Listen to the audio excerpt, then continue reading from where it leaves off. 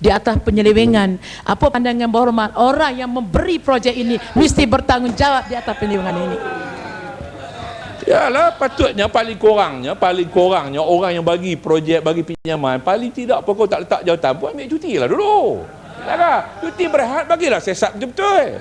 Ini kinabatangan semua duk desak menteri supaya letak jawatan. Jadi yang lain tak, kemudian puji. Oh, pujilah hamba Allah tu kata bagus yang ini contoh. Yang apa tak tunjuk contoh pasal apa? Jadi saya minta penjelasan daripada pihak kerajaan.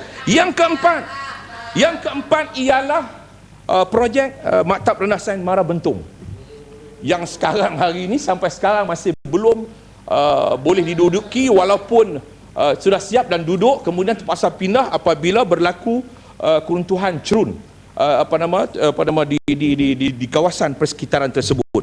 Jadi saya nak minta penjelasan kerana saya telah dipahamkan bahawa JKR telah pun diarah untuk mengambil alih, walaupun Mara belum terminate kontraktor lama, dan dari sudut beberapa sudut maknanya ada beberapa persoalan yang masih belum selesai. Tetapi yang saya nak minta penjelasan, apabila JKR telah mengambil tindakan yang aktif untuk tender projek ini, projek memperbaiki cerun ini, ada usaha yang dilakukan sampai kepada peringkat saya dipahamkan bahawa campur tangan Menteri Kerja Raya mengarahkan, sebab JKR telah pun membuat perakuan untuk tujuan tender board, dan lembaga tender telah bersidang 3 minggu yang lepas. Tetapi malangnya pada hari tender board itu dipahamkan menteri telah campur tangan dengan mengarahkan tender board tidak diteruskan, dan hingga kini keputusan telah pun ditangguhkan. Jadi bagi saya bahawa kita sepatutnya sudah memulakan pengajian di sana. Kalau sekarang pelajar-pelajar itu terpaksa menumpang di MRSM di Pekan ataupun Kuantan kalau tak silap saya. Jadi saya nak minta penjelasan ini kerana bagi saya bahawa pihak Mara telah menunggu projek ini sejak 2009 dan mereka memerlukan MRSM untuk pelajar yang terpaksa menumpang di Pekan sekarang ni, dan kenapa hingga kini Mara tidak dapat menamatkan kontraktor asal. Jadi Mara pun ada masalah juga, kenapa mereka tak boleh terminate kontraktor asal yang telah berlanjutan hampir 3 tahun tanpa penghujung, dan dipahamkan lembaga tender terpaksa menyerah kes ini kepada Kementerian Keuangan untuk membuat keputusan. Kenapa jadi begini? Jadi saya minta penjelasan. Dan yang kelima, SBPA. Perdana Menteri dalam menjawab soalan tambahan daripada Ketua Pembangkang mengatakan bahawa kerajaan sentiasa konsult berunding dengan QPAC. Saya tidak tahu siapa yang berbohong, sama ada Perdana Menteri berbohong ataupun QPAC yang berbohong. Tetapi sebelum daripada pemansuhan, sewaktu permulaan apabila pembentangan kelulusan yang dibuat oleh kerajaan terhadap pelaksanaan SBPA ini, QPAC menyatakan bahawa mereka tidak pernah dirundingkan. Mereka tidak pernah dirundingkan. Mereka tidak pernah diajak untuk berbincang, dan sebab itu mereka menolak SBPA. Jadi kenapa Perdana Menteri datang ke Dewan yang mulia ini beritahu bahawa QPAC dirundingkan sebanyak 3 kali. Jadi saya heran bahawa kenapa ini harus boleh berlaku rakan saya, juara kaum pekerja. Merujuk kepada SBPA. Datuk Yang di-Pertua, Puan Senar, terima kasih beri ruang kepada saya. Saya agak terkeliru dengan SBPA ini. Terkeliru kerana peringkat awal kita diberitahu bahawa Tan Sri Ismail Adam terlibat secara langsung dalam konsultan untuk membicarakan wujudnya skim baru ini. Kemudian apabila SBPA itu dipaksa, disegerakan, pokok sena disegerakan, saing kelang kabut ni sampai 80% dah saing, keadaannya cukup tak tuara dengan KPI-nya 51% ke bawah, kalau tidak dia akan dicapai, dia akan dipecat. Kesannya begitu mendalam kepada seluruh peringatan awam. Yang terhinanya ialah apabila QPAC, saya dimaklumkan, tidak pernah diundang, diberi ruang untuk membicarakan soal konsep kerangka SBPA ini. Akibatnya ialah QPAC ini hanya berkokok di luar saja.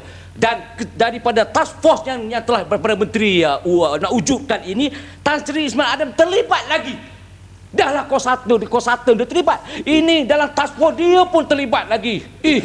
Kalau macam itulah agak-agak pokok sana, agak-agak terbela tak perkhidmatan awam ni yang betul-betul disisihkan oleh kerajaan besar nasional. Agak-agak je lah. Ya, saya katakan macam mana nak terbela je. Sebab bagi saya bahawa macam mana nak terbela kalau begini kerajaan yang flip-flop sampai nak selesai masalah amah pun tak boleh selesai. Baik ambil Rosmah jadi amah.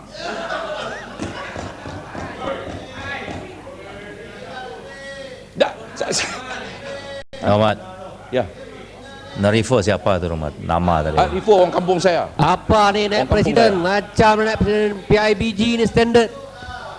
Hormatlah orang sikit. Saya nak bangkit lagi. Ini Isu standard SPPA ni PIBG isu naik yang presiden ni. sangat besar. Sebab Perdana Menteri saya sekarang dia tidak inilah menjawab kalau apa jadi yang bos. saya bangkit, pencerahan yang saya bangkit. Sebab Bantai tu kudan dia je. menjawab soalan daripada Permatang Pau. Selumpur Apa apa jadi lah. dengan ganjaran yang telah diterima oleh kumpulan Premier? Terus 1, terus 2, terus 3. Yang terus pagak tak dapat apa. Terus pagak buat kandang lembu lah.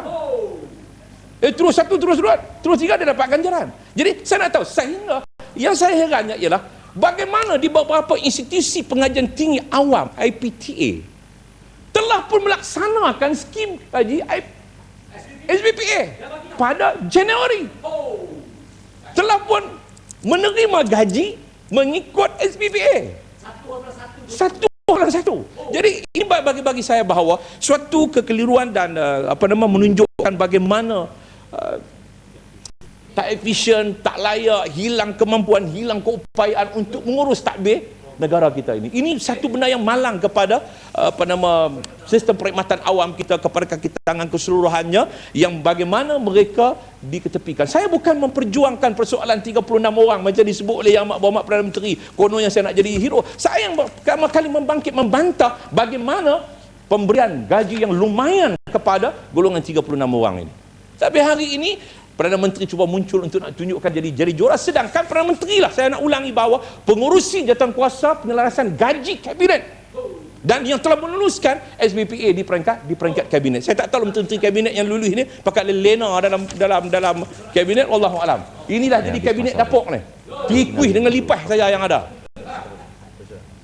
Jadi saya mengharapkan satu penjelasan daripada pihak kerajaan untuk menyelesaikan dan menjawab persoalan-persoalan yang saya bangkitkan ini, kerana ini merupakan satu kepentingan untuk masyarakat dan rakyat dalam negara kita. Dan begitu juga satu hal lagi ialah berkaitan dengan soal kaki tangan GLC, kaki tangan Maybank.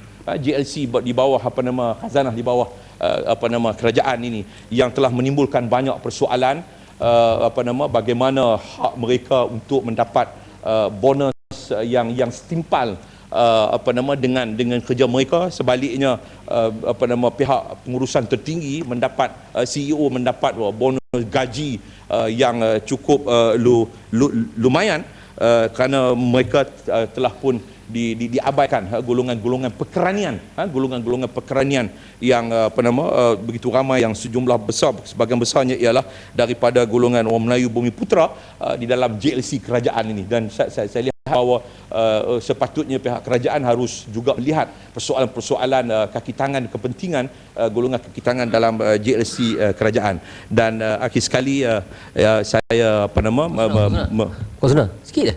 ya. Ni pasal kaki tangan awam juga.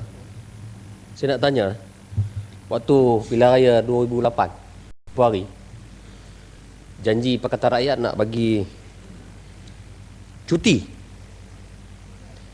Membagi cuti berselalin selama 3 bulan pada kaki tangan kerajaan negeri. Dah bagi ke belum?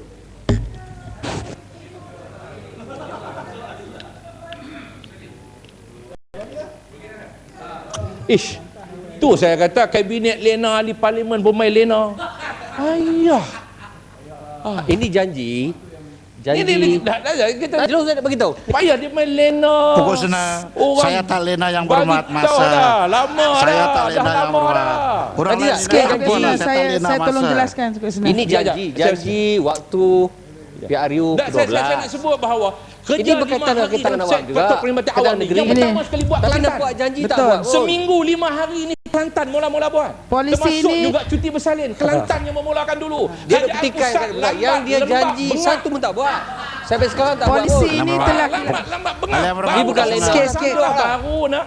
Pokok Sunda, Tak buat. yang itu saya tak Yang kisah. kita Yang saya ni, kisah ni banyak masa- ini Sila bagi tak sama buat Abang apa dulu. Okey. Lepas tu jawab, sebab Alam Rumah belum. itu ramai orang hantar Sila. SMS kat saya, dia kata apa, BN ni bangkai nasional. Betul, betul. Dia kata busuk kena kambuh dia kata. Kalau tidak dia merebak bawa lagi radioaktif yang cukup berbahaya kepada negara kita.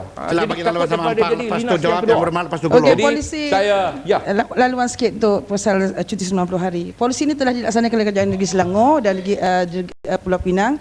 Dan untuk pengetahuan pokok sena, semalam ada satu berita daripada QPEX mengatakan bahawa banyak guru-guru yang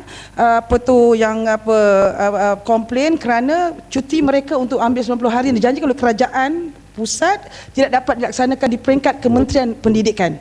Itu dia. Satu minit atas. Dia sebenarnya menjelaskan lagi di bawah Pokok Sena. Seksyen 37. Ya saya tahu you gunakan peraturan masyarakat masa saya kata sudah begini.